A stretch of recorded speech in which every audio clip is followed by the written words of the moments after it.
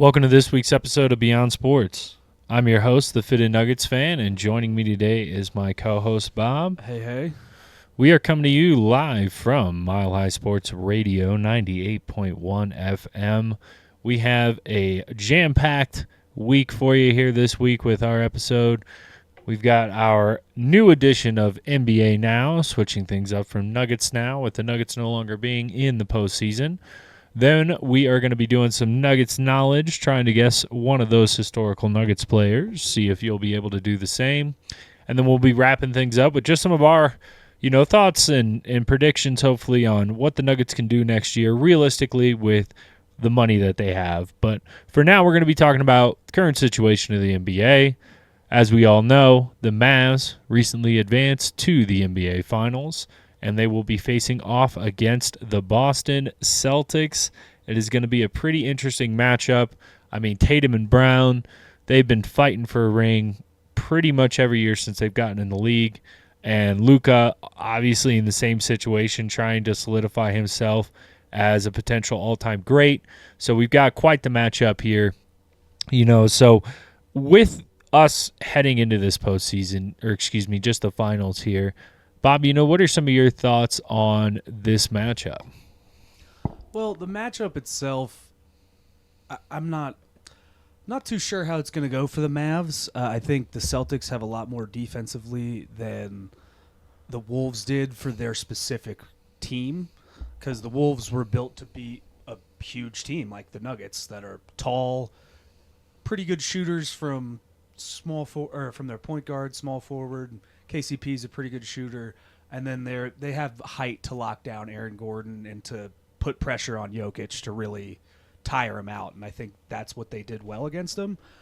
And the Mavericks just dismantled that team, and I kind of think that they might be able to do it against the Celtics, but I think the Celtics are just much more of a fully developed, ready to beat anybody kind of team. Yeah, and the Celtics do look very complete right now. It's tough to judge because while there's a lot of naysayers out there about the Celtics' talent level, I don't bash that at all. I think the Celtics, like you said, are a very well put-together team. They're a very talented team. I think they're the best put-together team, to be honest. Yeah, I mean, definitely one of them, if not the best. And so for this team, it's just been tough without the true competition. I mean, they faced the 6th-seeded Pacers in the Eastern Conference Finals. And frankly, I don't think anyone, including Pacers fans, expected to be in the Eastern Conference Finals this year. Yeah, I mean, I've admitted before I'm a Pacers fan as well, and they were way ahead of schedule. There was no reason they should have been there. They shouldn't have beat the Knicks. The Knicks were just hurt. But you got to play who's in front of you, and they got there. And the Celtics, while they still managed to get down early in those games, they looked like the Nuggets last year, where all right, guys, 5 minutes left in the game. We're down by 12. Let's turn it on. And they finished every single game. I mean, there was 3 games. Closing them out. Yeah, and I don't think we've seen that from a Celtics team before. And I know people like to give a lot of crap to Jason Tatum, specifically about not being a good closer. And I think there's some merit to that. However, Jaylen Brown showed that he can be the closer. Yeah, no, I mean, the Celtics have proven how tough they are, and while, we're talking about the Pacers being a 6th seed, like you said, they beat who was in front of them, and they definitely looked good to a certain degree. I mean, is it the fact that the Celtics were not as good, and that's why the games were close, and then they ended up winning, or is it more so the Pacers were just playing better than expected, and they were putting up a fight? Either way, the Celtics coming back from multiple situations where they're down double digits, I mean, that's crazy. The fact that the Pacers couldn't win one of those, I thought, was pretty heartbreaking for them. But, I mean, it was tough. Like you said, Nuggets last year, where it's just nobody could beat them. You just can't do it. You could fight. You could be up. You could get a lead. You could be up. You could do whatever, and it's just not going to happen. And this year, it's like every time we were up with a lead, I'm like, wow, well, hopefully we don't mess this up. And that happened multiple times. So it's a big shift for them, but kind of reverting back to the Celtics, I agree. I think they're ready. Kristaps coming back is going to be a big question mark. I know that he is projected to return. And for whatever reason, I mean, for those of you who know, this time last year we were already in the finals. Like, the finals were ongoing at this point in the year. And we haven't even started game 1 yet for the current finals. And it's going to last all the way to the end of June if they go 7 games. So a lot of game sevens. Pretty wild. Pretty wild on the scheduling there. Yeah. So that gives Kristaps some times to come back. And frankly, I want to see him back with the Mavericks connection that he has, Kyrie with the Celtics connection that he has. And frankly, I mean, he was disrespectful to that organization and, lying to the fans saying he wants to come back when he was a free agent. Yeah, and chose not to, which is fine. But, why are you up there giving a speech about, I'll come back next year if you have me, when his own teammates didn't believe that? I mean, yeah, that picture of Al Horford in the background is gold. Yeah, that's true. But I don't know. I think Kyrie was younger, especially this season. I think he's matured. Maybe he's happier, and that's why he's kind of – I haven't heard a single bad thing about Kyrie all season. And, I mean, last season, that was all we heard. Yeah, no, and until he got traded, he's that focused. was the only thing we heard was how much of a locker room problem he is, and I believed it at a certain time. And I do think he does have locker room issues. However, when he finds the right match – he fits super well. And I think especially in the Minnesota series, you saw that. I mean, he was second in points per game with 27. He kind of did it all. I mean, he defended at a pretty high level on ball. His stats might not show that with steals or blocks, but he did defend pretty well. And I think he's a very good compliment, especially I didn't think they would really work together, him and Luka. I never thought they would work together. The Timberwolves too. Like that's just wrong. all these situations. I'm just like, no way. Yeah, and then Gobert and Kat, that worked out well, and Kyrie and Luka. I agree. I think that's a similar situation. But if you look, Luka's the same kind of guy as like a LeBron. Like people don't want to say he is, but I mean he is. Like he's a big dog. He's big man on campus. He's always non-hesitant to be vocal on the court. He's probably the same in the locker room. Obviously, we aren't. Whiny. Yeah, I mean, definitely a little bit, but again, not afraid to express his emotions. And I think Kyrie, when he's around that type of leader who's emotional and invested and involved and like, no, this is how we're doing it, I think he's like, okay. He's the best Robin out there, in my opinion. He's doing great. He's doing much better in his current role, and I agree. He's just been playing basketball, and that's the best Kyrie Irving we can ask for is the guy who comes in and just goes out and hoops, and I'm all for having personal opinions and everything like that, but it was clearly a distraction for him throughout this whole process, especially in Brooklyn and in Boston. Yeah, and it's great if you have those personal opinions, but just don't bring it into work, right? It's like you're at work when you're on those mics, and you want to tweet out your opinions, feel free, But, I'm excited for the series either way. There's what he got in trouble for tweeting out stuff. No, I know, but there's been a lot of situations with him in the past. I mean, there's multiple situations we can refer to. Either way, I'm just happy to see him calm down and playing basketball again and like not being a headline for the wrong reason and just seeing him hit game winners and just be the great basketball player that he is, because I love that version of Kyrie, and he's been showing it all year, and they've really turned on the gas since PJ Washington. I mean, what a phenomenal trade deadline move. Yeah. Like the Gafford trade and then PJ Washington. Like I thought PJ Washington was a great move for them in the beginning. I wasn't sure of how good it was going to be, and it turned out definitely better than expected. And then same thing with Gafford. Like they just really identified the players who matched their salary and who they needed, and they were able to pull off some pretty amazing trades. And I think that's why we're seeing them go so far, is because Luka finally has the pieces around the right role players around him to maximize his effectiveness.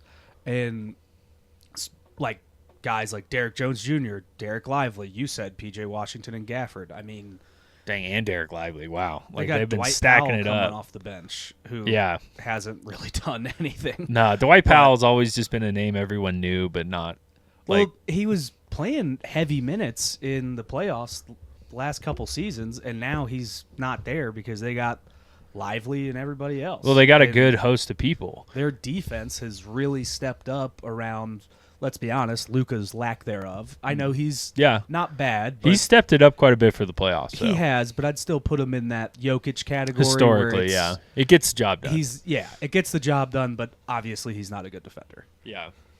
Yeah, and I would agree. I mean, the Mavericks I think it's their pace that's really increased as well. Luka also not the super fastest person on the court, very similar to a Jokic. It's like a Jokic LeBron, kind of thing going on with him.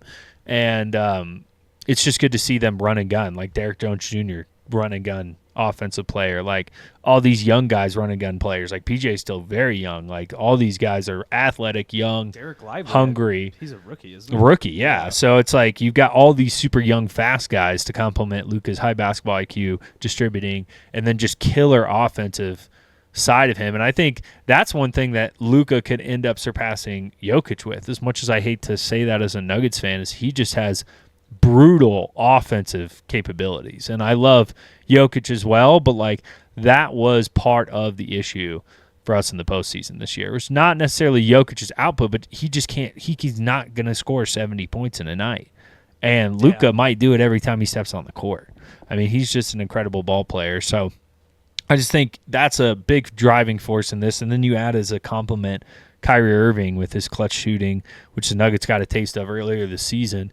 And that was such a crazy game. And it's, again, just like the Pacers. It's like the Mavericks are in the finals right now. And I think, like we were saying, it's the trade deadline through and through for sure.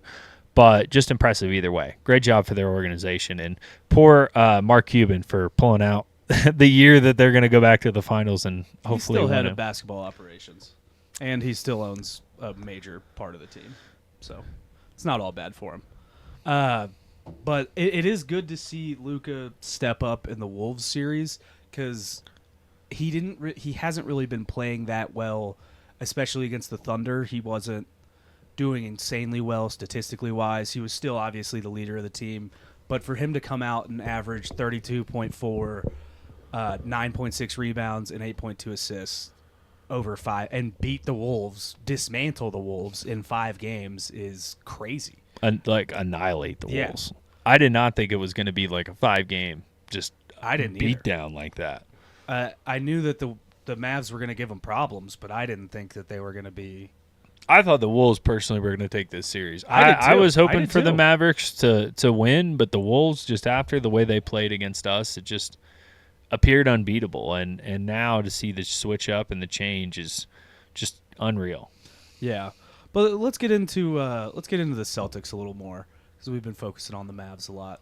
I think the Celtics, especially with their versatility, their length, their height, their defense. I mean, Drew Holiday, Derek White, Jaylen Brown, Jason Tatum, Kristaps. That's really good defense all around. Yeah. And I think that's going to be problems for the Mavs, especially Luka and Kyrie. Drew Holiday is one of the best point-of-attack defenders in the entire NBA. How do you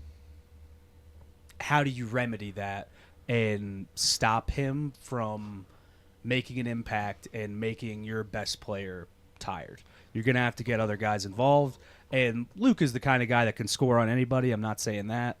But I just think it's going to be tough for them. He's not going to have a guy.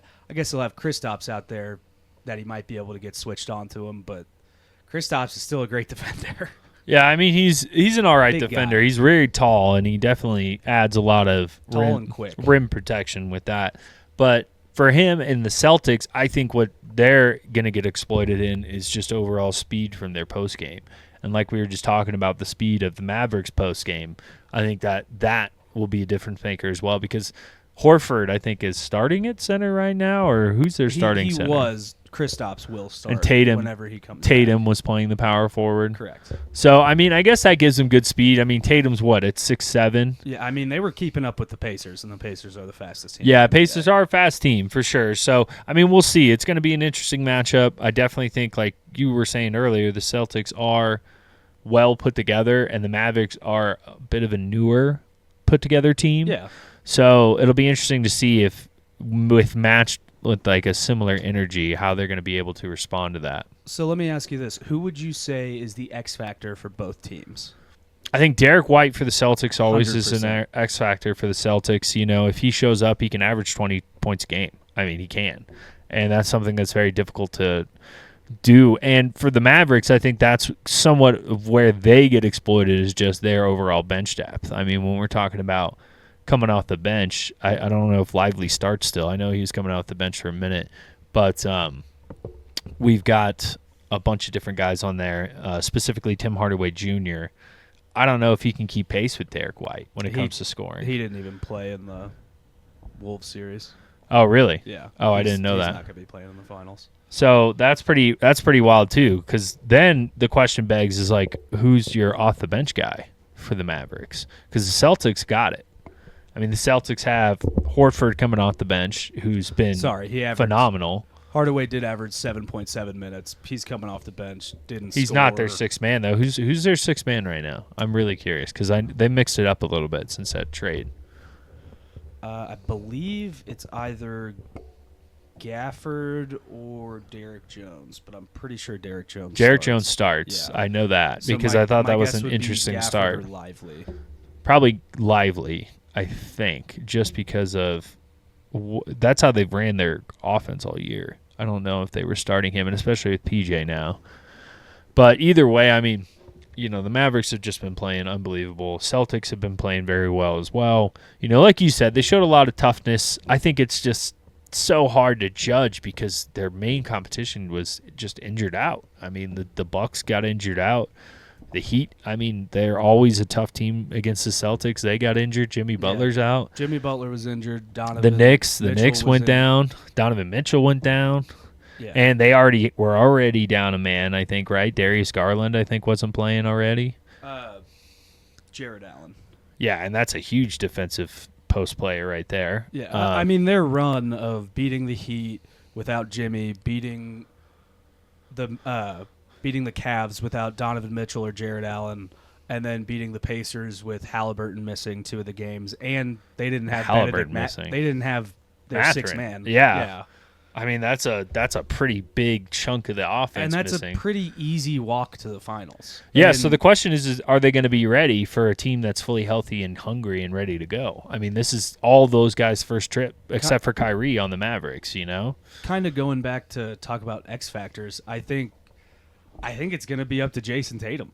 I mean, I don't want to label him as an X factor because he's a star, but I think his play is going to determine whether or not they win. And frankly, in big games in the past, I haven't seen him show up. Obviously, he had that 10-point performance in overtime against the Pacers in Game 1, but they just got off a 7-game series in New York 2 nights before that.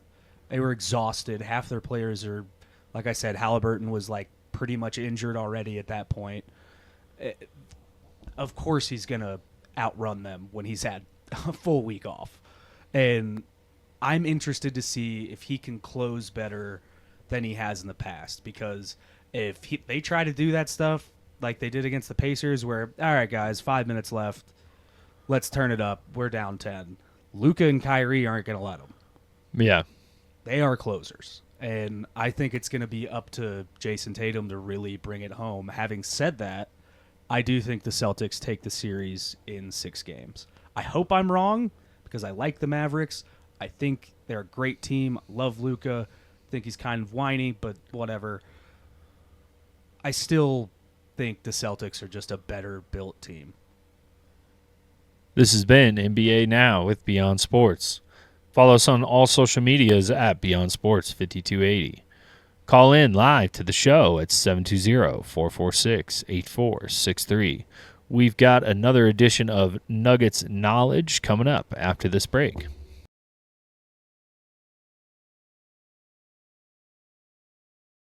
All right, welcome back from the break. Up next, we're going to be doing a little Nuggets Knowledge. If you have not joined us for a Nuggets Knowledge segment before, this is a segment where one of us chooses a random former Nugget player. We outline his stats, career accomplishments, all that kind of stuff, and then the other host will guess who that player is. I believe we're still tied right now. We've been on a run of just hitting all of them, so I'll see if I can't stump Ron on this one. All right, so for this guy, he played 8 seasons in Denver out of his 13-year career, 479 games. A lot of games played for Denver. His career stats are 11.2 points per game, 4.1 rebounds per game, and 2.7 assists. While he played in Denver, he exceeded all of those stats and averaged 14 points, 5 rebounds, 3.3 assists. in his 8-year tenure in Denver. Sorry. He played on 4 teams total. He came 4th in Sixth Man of the Year 2 separate times. He came 5th in Most Improved Player of the Year. His career high is 37 points, and he played both shooting guard and small forward while playing for the Nuggets. So, kind of a role guy, you know what I mean? Pretty high level role guy, some would say. Consistent. His career high was 37 points. That was while he was in Denver. He played both. I'm sorry, his nickname was the People's Champ. I don't know. I feel like that might give it away a little bit. I hope it doesn't. He went to the playoffs 4 times, 3 times in Denver, and 1 while he played for the Portland Trail Blazers, which is actually where he was drafted to with the 40th overall pick in the second round. He's also made $81.5 million over his career, including $15.5 million in his last season in the NBA. That's really all I got for him. He doesn't have much. Doesn't have many accolades. Let's go with that. Yeah, but I mean, clearly a successful NBA player, 13 years. That's a pretty long time. 8 seasons in Denver is, very specific. I also think we've done this how many times now? 20 times now, and I don't think we've seen that many people who've played 8 seasons in Denver. No. Most of them that we choose are like 3 to 5. And that's like people household Denver names too. And that's the weird thing. But I believe this guy is a household name, and I am hoping I'm correct here. I'm a little mixed up maybe, but Aaron Afalo. Incorrect. His other nickname is Will the Thrill Barton. Yeah, that was somebody else I was thinking of when I saw the People's Champ. That's where I was thinking. I just didn't think he was. Who called him that, by the way? He wasn't my champ. I'm sorry, guys. I know this is going to split a lot of our viewers on this. I was not the biggest fan of Will Barton while he was in Denver, especially his last couple of years. No, and just to see that he came in 4th in Sixth Man of the Year voting twice. That's crazy. I just don't. I guess that just is back in the day when the Nuggets were struggling as a franchise. It was 2015-16 season. So right when Jokic was getting drafted, basically. Yeah, and then 2017-18 season. With Gary Harris. I know him and Gary Harris were the big dogs on Denver. Ooh, we'll be mentioning Gary Harris in the next segment, too. Yeah, but, for us, Will is such a tough one. It really irks me that he's making $81.5 million over his career. I mean, 13 years, though, that's not terrible. At his prime, though, I think he might deserve, especially with how contracts are today, 81.5 is like, that could have been one contract for him nowadays. Yeah, especially nowadays. And with him averaging around 14 on Denver, I can see why they were like willing to throw money his way in a time. And he's a hometown hero. People love the hometown hero, Will Barton. So really excited to see him in this. But at the same time, just interesting. I see what I thought was excluding Will Barton out of this is because you specifically said he played shooting guard and small forward, and that's why I was thinking of Follow, but I should have known because I think he played point guard too. But I thought Will played point guard sometimes. I don't believe so. He was too tall and lanky and definitely didn't have the playmaking skills. No, he had no playmaking desire whatsoever. I just remember Game 3 of the Warrior series in 2002 where it's Nuggets clawed back, close game, down I think 3, maybe down 2 at that point, the minute to go. And he's like, well, I guess I have to take a logo 3 against Draymond Green. And just bricks it, of course. And I know it's probably unfair. Instead of MVP Jokic. Yeah, he won MVP that year. He made me so mad. But the problem that year, specifically in 22, our problem was Aaron Gordon was the next best player. Yeah.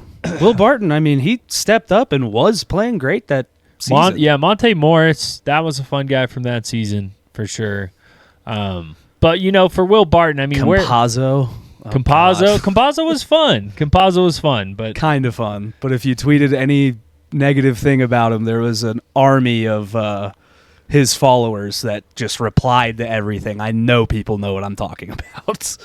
yeah, but either way, bringing it back to Will Barton here, from his Nuggets career perspective, like where are we putting him? Because he is like a super interesting case of, like you said, no accolades. Definitely interesting with 2 6-Man of the Year nods. Above average role player with 14 points per game on the Nuggets specifically, because that's who we're focusing on.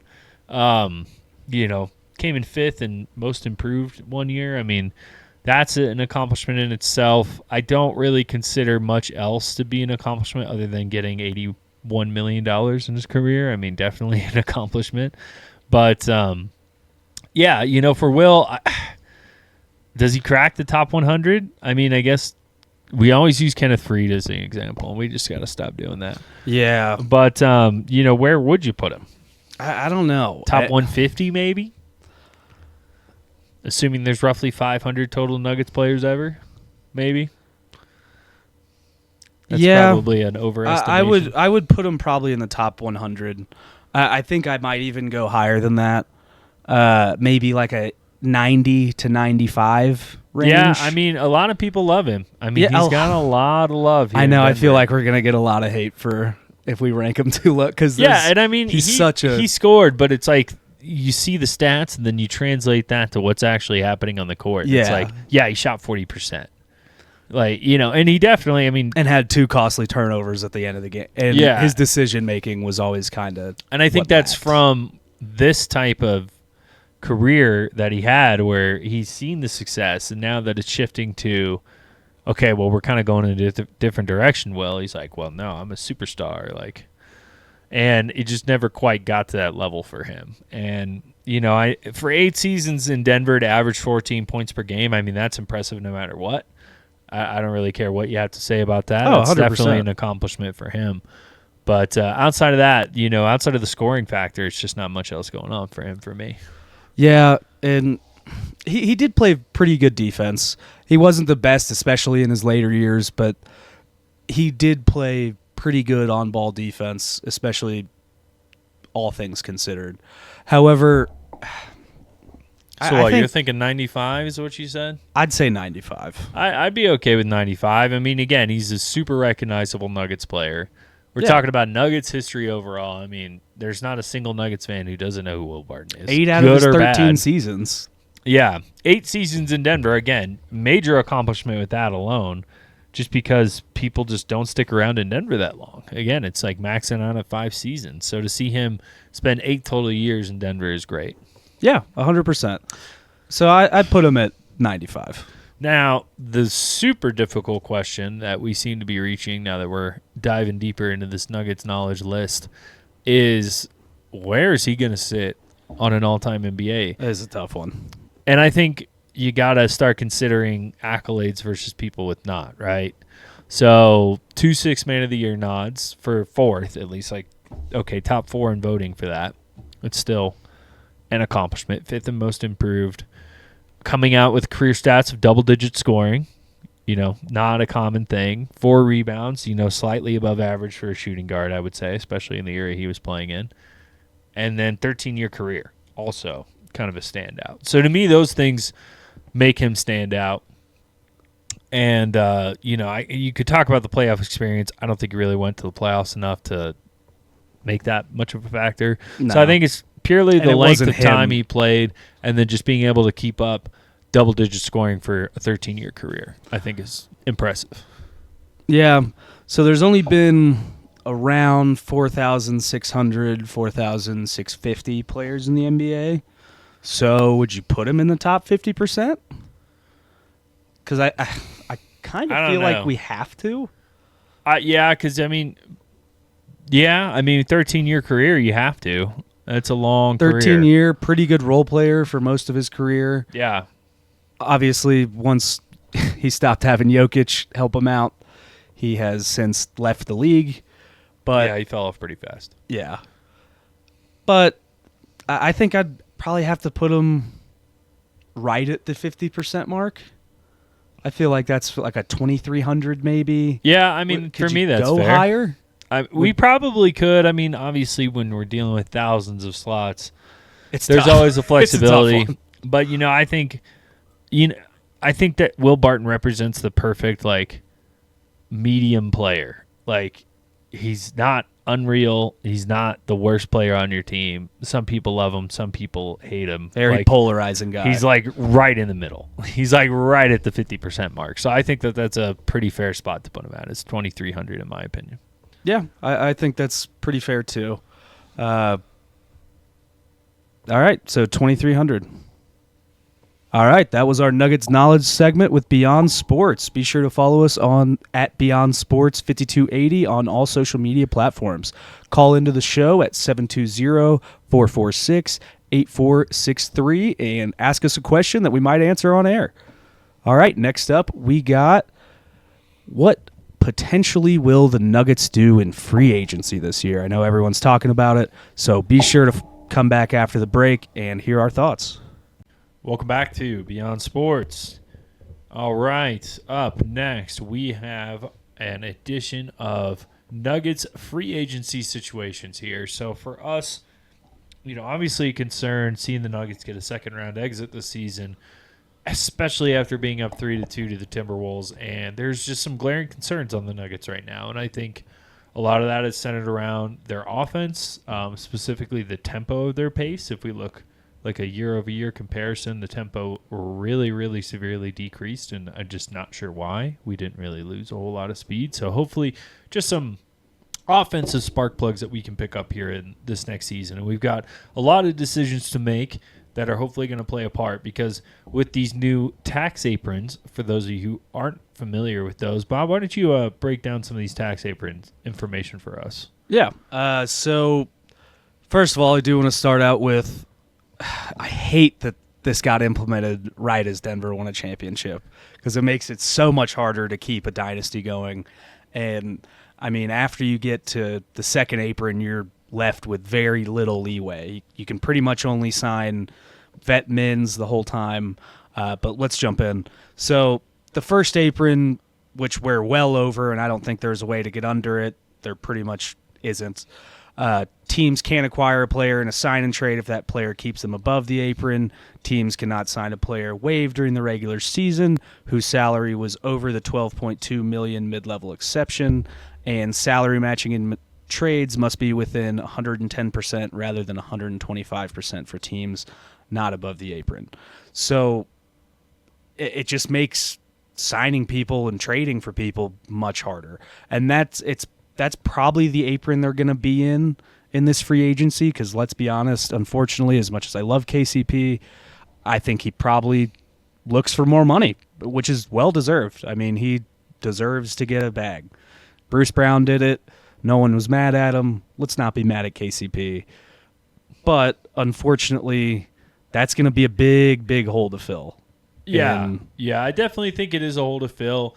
I think for us, thankfully, one of the players who's budding is Christian Brown, and he pretty much is just a less offensive-centric KCP. He's a KCP that can't shoot. Yeah, and he can work on that. Yes. I mean, he takes open threes, and it's like if we can just get his jump shot down, he'll be a threat. And I think Christian Brown's an easy fill-in for KCP there. And frankly, as much as I love KCP, I really do. And if he returns to the team, I'll be happy. But him leaving would give us the most stuff to work with. So if he were to leave, does that give us some money to play with? It would give us flexibility. We'd go under the second apron because we're currently above it. If basically he has a $15.45 million player option this offseason, and he could take that, or he could go to the open market and look for around 20 to 22, similar to what Bruce Brown got, which I think is deserved. He's worth it for sure. Yeah, 100%. So if he does decide to leave, I think that gives about $10 million, maybe $8 million till the next apron. But that doesn't give us a lot to work with either. And Reggie Jackson's got a player option for $5.25 million. And let's be honest, he's definitely picking it up because I don't really know any teams that are interested in him. Vlatko does have a team option, so I could see the Nuggets taking that since his contract is so cheap, and he does provide somewhat of an offensive spark plug off the bench. But really, we're going to be trying to find the offense from KCP this next season. Yeah, and if he comes back, we have to. Yeah. Well, I'm talking about in free agency. If he leaves, we're going to be trying to find the offensive replacement. Yeah, the replacement for him on offense. Because while I love Christian Brown, banking on him developing a jump shot, I know he's only a second-year player. He's going into his third year. He could make a jump, but I just think banking on that is a lot to ask, and especially with, I mean, we just found out that Malone and the general manager they weren't on the same page. The general manager wanted to grow and build through the draft, whereas Malone wants to win now. And Kroenke came out and said, when you got Jokic on your team, you're always in win now mode, and we got to do what we can to get us in contention.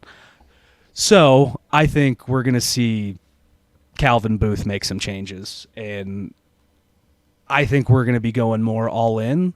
So I'm seeing either free agents or trades. Yeah, and for free agents, I think out of the potential suitors that the Nuggets currently can look at, I really like Spencer Dinwiddie.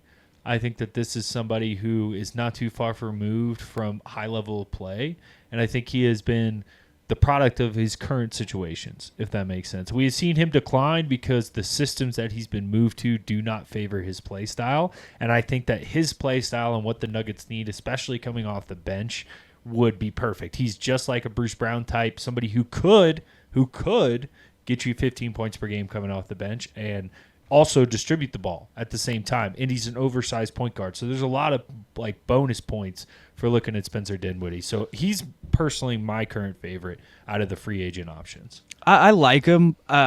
Don't get me wrong. I think he's not a bad player.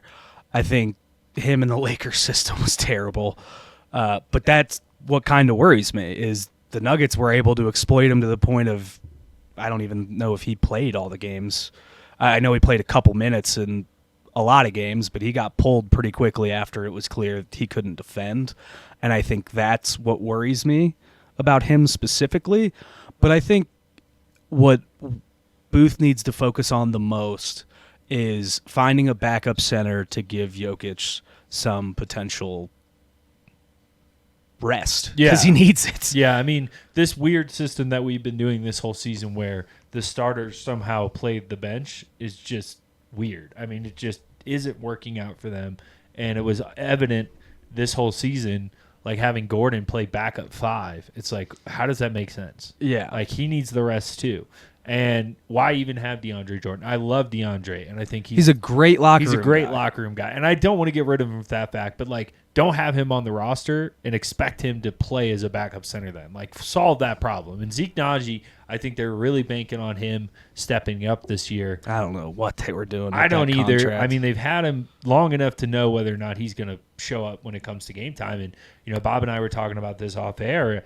I just think that he's one of those guys who must just play incredible in practice. I mean, he's got to be a big locker room factor. He's got to be such a good team player, and I think that's evident, but at the same time, it's time to move on from Zeke. The contract that they handed him last year, mind you, which I think shocked a lot of fans. I mean, he makes $8.8 million this year. And that's role player money. This upcoming That's year, effective role player money, and he doesn't even play. No. And I'm expecting Strother to play more of an offensive role than he does next year. And so I don't really know what they're doing. Hopefully we're able to find somebody that wants to offload someone else. I don't really know the situation where we can trade him without trading somebody valuable along with him. I think we'd have to throw in picks, maybe a second round. And they are in win now mode. I mean, I'd sacrifice it. Jokic is a short leash. Yeah. He might stay for another contract, but that's a big might. And that's a big if. And for Jokic, it's like we got to win now. We got to be our dynasty right now. We got to capitalize on them being good in the moment. Yeah, and kind of to circle back to potential free agents that could be a backup center, there is Mason Plumlee, there is Andre Drummond, and there is Goga Bitadze. Goga started with the Pacers, played with the Magic now, really came out of his shell on the Magic and started showing that he's a decent backup guy. I mean, Pacers, he looked lost the whole time. Yeah, But, Pacers is a weird one. yeah, in Orlando, which I hated because I will say I was very high on him when he got drafted. Yeah. And I could not have been more wrong, but now he is showing a little bit that he can play in this league. And I like to see that. And I think there needs to be I would like the Plumlee reunion. That would be kind of fun. How but old is Plumlee? I'm not sure. I think maybe like early 30s. I feel like he's been in the league for a while. That would be my only. I like Goga. It just depends on how much we can get him for. I'd love to fit in like Dinwiddie and Goga. I'd love to pair up somebody like that on a couple of mins. Yeah, so he's 30. Mason Plumlee's 34. I would like Goga on a cheap contract, but honestly, Andre Drummond on a cheap contract, I really like. Kinda. I mean, he's such an old school version of a center. Like he's that early 2000s version where they just crash boards and they can score sometimes. And that's what the backup teams needs. I mean, Yeah, they can't. I mean- they were giving up so many offensive rebounds just to the put Wolves. DJ in. But he doesn't give rebounds. He can't I feel rebound like to he save his does. life. I don't know. It's weird. He's it's too a slow. weird thing to watch. And Drummond's slow too, I was going to but say Drummond is super slow. he's more athletic and somewhat younger He than definitely DJ, had not by a he lot. definitely had a better peak than DJ as well as far as overall playing ability. I would say he did. He made All-Stars. I don't think DeAndre ever made an All-Star. I think he might have in his Andre Drummond was a his multi-time lob- All-Star. yeah, but in his Lob City days, I think DeAndre might. He have. might have gotten one courtesy nod. Yeah, but still, I don't know. I think rebounding's a big part that we need to see on the backup center. Yeah, it's just he's just such a specialist. That's the hard thing for me. Yeah, It's like how much on the defensive end is he going to give us? more than we have right now. Well, that's for sure. More than Goga probably Zeke. too. Yeah, I mean, well, the only reason I like Goga is the age factor, I do too. and it's like Plumlee's on his way out, And he's a little better offensively. and for Drummond's sure. on his way out, and he's yeah, and it's just there's a lot of upside, and obviously I think that he's been in the league long enough now that we might have seen that upside. But the Nuggets, man, they just have this way of pulling some of the best out of their players with their chemistry and just how they run the team. I think that there's a chance too to enhance some of these underrated players. Yeah, and I'd like to see.